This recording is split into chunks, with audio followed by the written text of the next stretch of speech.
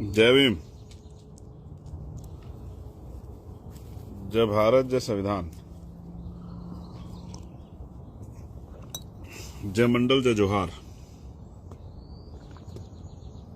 जय जवान, जय किसान, जय लोकतंत्र, जय विज्ञान। मैं अचानक से लाइव हूं इंस्टाग्राम पे और एक विषय था जिसको लेके मुझे लाइव आना पड़ा।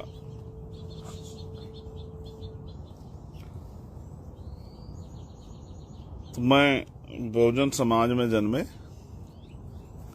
सभी संतों, गुरुओं और महान पुरुषों को नमन करता हूं। आपके यहाँ इंडिया में आई थिंक क्या टाइम हुआ? 9 बज गए। 8:55। यहाँ है वहाँ जी। और यहाँ सुबह के 8:25 यानी कि 12.5 घंटे का फर्क है। At present time I am इन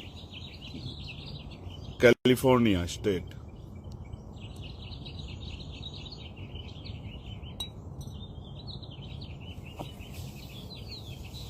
मेरे ऊपर जो आसमान आप देख रहे हैं बड़ा नीला है।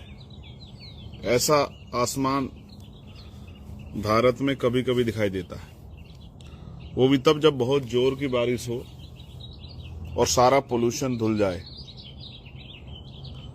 तब वो दिखाई देता है। लेकिन यहाँ ये इस तरह का मौसम परमानेंट है। ये बात मैं आपको क्यों कह रहा हूं? मैं इसकी तारीफ नहीं कर रहा हूं कि भाई ये इन्होंने बहुत अच्छा किया है। इन्होंने अच्छा किया अपने और अपने बच्चों के लिए, अपने स्टेट के लिए, अपनी कंट्री के लिए। लेकिन ऐसा नहीं कि यहाँ ट्रैफिक कम है। ट्रैफिक यहाँ भी बहुत है। इंडस्ट्रियल एरिया यहाँ पर भी है। ये देश भी दुनिया में एक बड़ी शक्ति है। लेकिन जब यहां की तुलना में अपने देश को देखता हूं तो मन में बेचैनी, तकलीफ तो होती है कि क्यों हमारे लीडर्स वो नहीं कर पाए या उन्होंने उस तरह के प्रयास नहीं किए। जिस तरह की शिक्षा, जिस तरह की चिकित्सा, जिस तरह के रोजगार, जिस तरह कानून व्यवस्था, जिस तरह का एटमॉस्फेयर वहां होना चाहिए था, ऐसा क्यों नहीं बन पाया? और मैं फिर आपसे ही कहूंगा,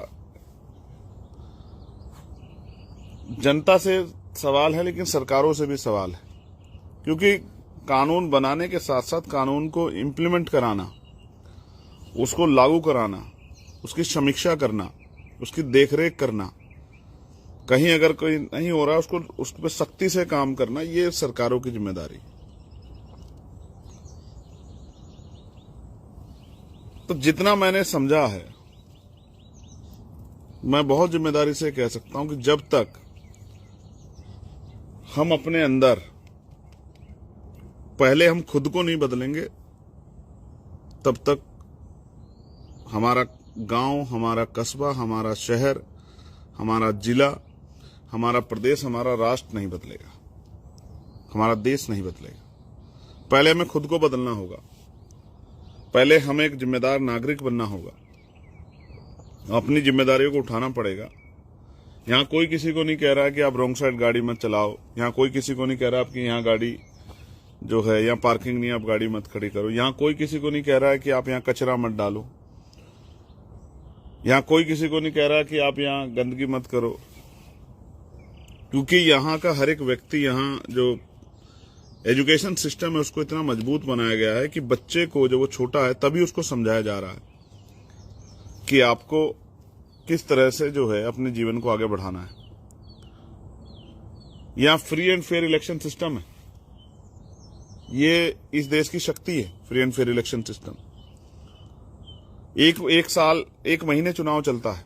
आप जाके अपने पोलिंग स्टेशन पे भी वोट डाल सकते हैं एक दिन, लेकिन उसके साथ साथ आप जो है अपने पोस्ट ऑफिस पे, स्कूल में, वहां पे भी अपने वोट को जमा करा सकते हैं। और ईवीएम नहीं है, यहाँ बैलेट पेपर है, फॉर योर काइंड इन्फॉर्मेशन। ये बहुत आगे हमसे टेक्नोलॉजी में, लेकिन यहाँ बैलेट पेपर से चुनाव होता है। मैं जिस बात की चिंता कर रहा था, मैंने पहले दिन जब मैं आया, मैंने प्रार्थना की महापुरुषों से, कुदरत से, प्रकृति से, कि ऐसा कोई सिचुएशन वहां ना बने कि मुझे यहाँ का प्रोग्राम कैंसिल करके जाना पड़े, क्योंकि वास्तविकता में अगर वहां कोई इस तरह के हालात बनेंगे जैसे कपसाड़ का घटना हुई थी, तो शायद मैं यहाँ के सारे कामों को ड्रॉप कर दूंगा, प्रोग्राम को ड्रॉप कर दूंगा। मैंने इन लोगों को पहले ही बताया इस बात को कि भाई मैं छोड़ दूंगा।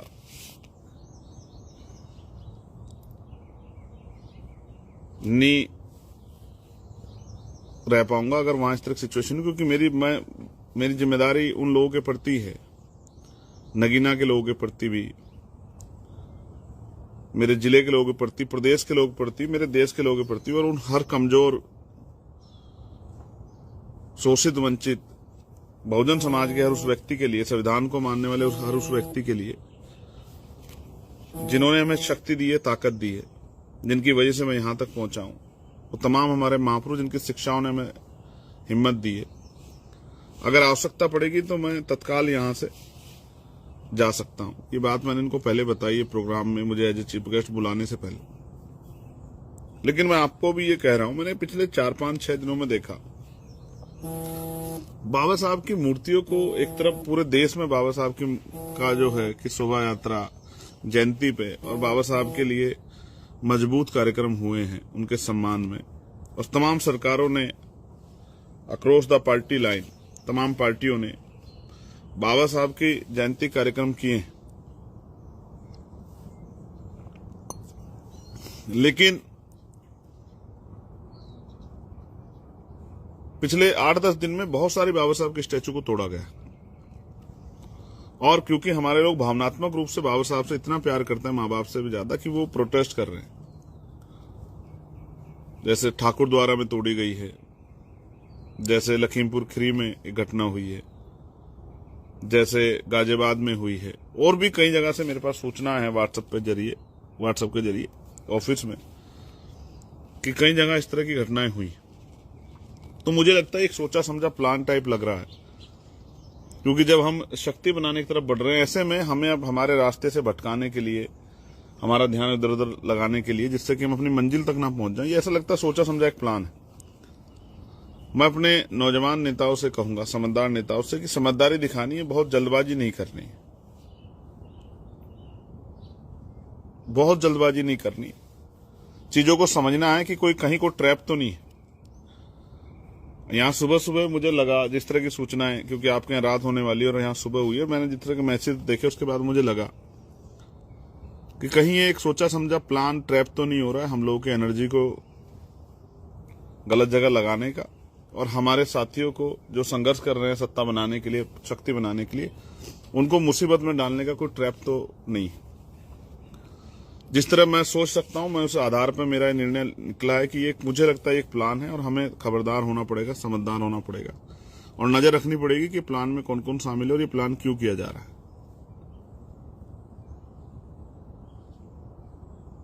क्योंकि एक मूवमेंट चली है इंडिया के अंदर बाबा साहब अम्बेडकर को अपमानित करने की, उनके बारे में अनाप शनाप बोलने की।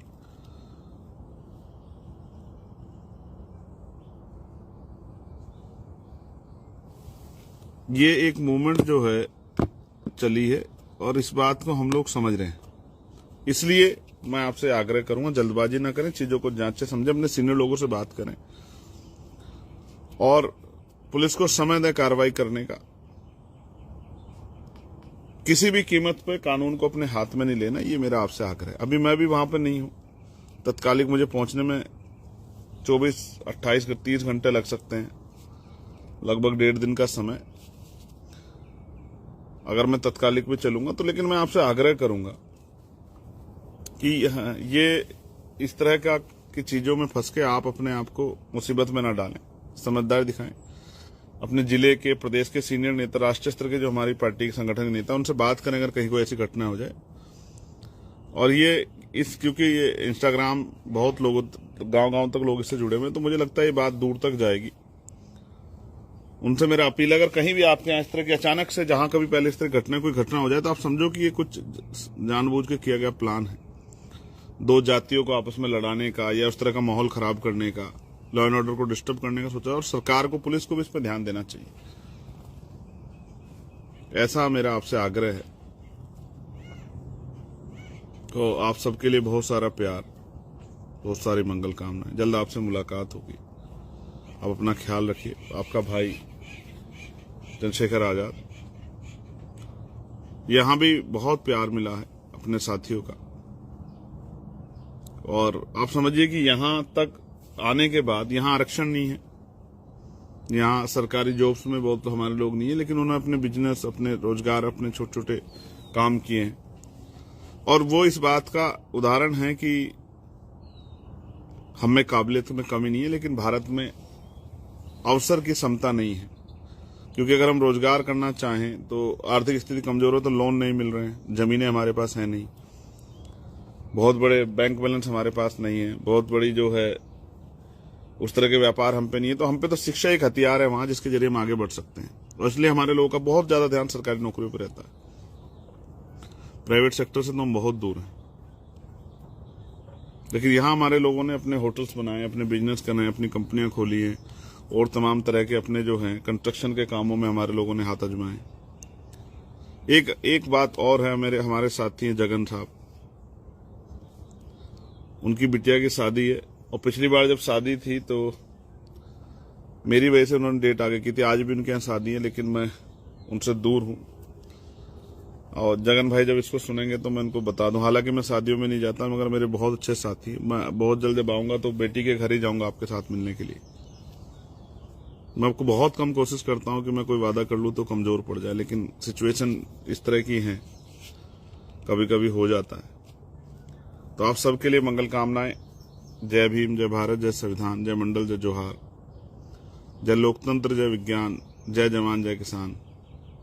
मैं आपका भाई चंद्रशेखर। आप सबके लिए मंगल कामना, और प्रकृति से प्रार्थना, कुदरत से, सतगुरु महापुरुषों से कि अभी कुछ दिन जितने यहाँ मेरे यहाँ प्रोग्राम है मेरे, तो इस तरह की स्थिति ना बने कि मेरा मन यहाँ ना लगे और मुझे उधर की तरफ दौड़ना पड़े, क्योंकि मैं अपने लोगों पर जुल्म नहीं देख सकता हूँ, उनको मुसीबत में नहीं देख सकता हूँ। अपना ख्याल रखिए, जल्द आपसे मुलाकात होगी। और खाली मत बैठिए, काम जारी रखिए। बहुत बड़ी लड़ाई है, बहुत जिम्मेदारी है आप सब लोग कंधों पे, और हमें मिलके उस लड़ाई को लड़ना है, महापुरुषों कारवा को मंजिल तक पहुंचाना है। और खूब ज्ञान हासिल कीजिए। जो लोग पढ़ रहे हैं अपनी पढ़ाई को मजबूती से पढ़ाई करें, जो अपना रोजगार कर रहे हैं वो सम्मानित तरीके से रोजगार करें, और कुरीतियों को, बुराइयों को, नशे और तमाम तरह की चीजों को छोड़े। ये भी बहुत जरूरी है। ये बड़े इधर इन्होंने मेहनत करके बड़ा अपने आप को स्ट्रांग किया है। बड़ी बड़ी गाड़ियां, करोड़ों रुपए की गाड़ियां ये बेचारे इन्होंने खरीदी हैं। मैं इनको देखता हूं तो गौरवान्वित महसूस करता हूं। इनके बड़े बड़े घर देखता हूं तो मेरे मन में बड़ा गर्व आता है। लेकिन मैं तो ये स्थिति भारत में भी गरीब कमजोर समाज के लिए देखना चाहता हूं, और वो पॉलिसी बना के हो सकती है। उसके लिए राजनीतिक शक्ति बनानी पड़ेगी, और राजनीतिक शक्ति आपकी उंगलियों में है, जो बाबा साहब अम्बेडकर आपको देख गए। तो वहां काम करने वाले मैं अपने नौजवान साथियों से भी कहता हूं कि एक अवसर बने, इसके लिए आप लोगों को ज्यादा मेहनत करनी है। आप लोग भी संघर्ष करो, घर घर जाके मेरी बात को पहुंचाओ। और मैंने जब अपने यहाँ जो हम कॉमन एजुकेशन पॉलिसी, समान शिक्षा की बात कर रहे हैं, और वो जो मैंने आपको कहा कि सबके बच्चे सरकारी स्कूल में पढ़ेंगे, जब मैंने बात यहाँ बताई तो ये लोग बड़े खुश हुए। तो उन्होंने मुझसे चर्चाएं की कि भाई हमारे समय में भी बहुत महंगी थी शिक्षा, यहाँ आने के लिए, बहुत पढ़ने के लिए बहुत मुसीबतें झेलनी पड़ी, कर्ज लेने पड़े, उनको उतारने में समय लगा। तो अगर ऐसा कुछ होगा तो बहुत अच्छा होगा हमारे आने वाली पीढ़ियों के लिए, तमाम जाति धर्मों के गरीब बच्चों के लिए, जो परिवार सशक्त नहीं है। ये बड़े खुश हुए इस बात को जान के, और मैं भी आपको विश्वास दिलाता हूं कि हम लोग इसको करेंगे। हमारा पहला फोकस एजुकेशन पे होगा, हेल्थ पॉलिसी पे होगा, और लॉ एंड ऑर्डर पे होगा। कानून व्यवस्था को हम लोग इतना सुदृढ़ करेंगे कि किसी को असुरक्षा की भावना नहीं रहेगी कि उसकी हत्या हो सकती है, या किसी बहन बेटी का अपमान हो सकता है, या उनको नुकसान हो सकता है। ये तीन चार काम हमारी प्रायोरिटी है।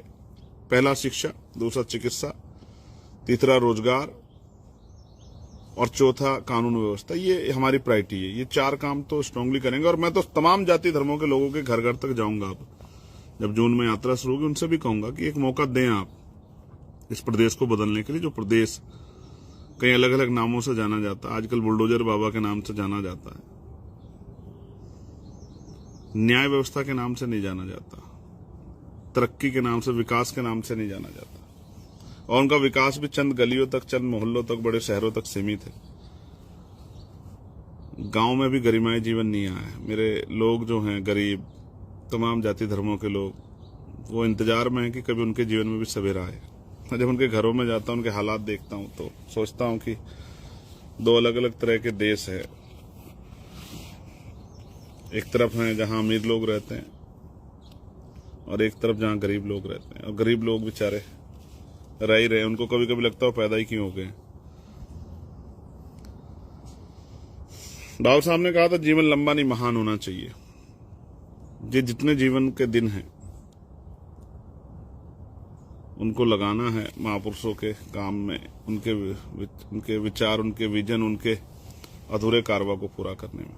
आपने मुझे सुना, इसके लिए आभार। अब मैं आपका धन्यवाद करता हूं। और यहां रहने वाले सभी भारतीयों को मैं उनसे आग्रह जरूर करूंगा, जब वो लौटा करें इंडिया तो अपने गांव में जरूर जाया करें, अपने पुराने साथियों के बीच में जरूर बैठा करें, उनको गाइड किया करें कि किस तरह से आपने कामयाबी हासिल की। शायद आपकी प्रेरणा से कुछ लोग जो हैं